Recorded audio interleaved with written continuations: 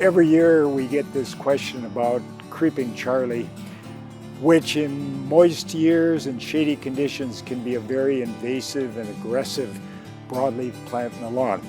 Here we have a good example. This actually is a very, very healthy establishment of creeping Charlie or ground ivy. When it flowers tight to the ground, so mowing doesn't really control it very well. So it thrives in shade.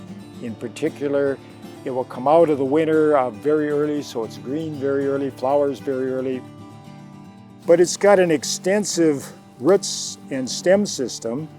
This particular plant will actually shoot up additional leaf tissue from each one of these stems, and that's the way it spreads, and spreads very aggressively, and that's the reason it's so very, very difficult to control by digging. But if you've got a plant or two, it's just getting established, I think digging is a viable option. Other than that, you're going to have to either cover an area for an entire year so there's no light penetration, or you're going to have to reach for some of the labeled herbicides for control, but not all of them are effective and at any given time of the year. Early fall application, and I'm going to say Labor Day is when you really want control there. Fall applications of any type of weed control is going to be much more effective than at any other time during the spring.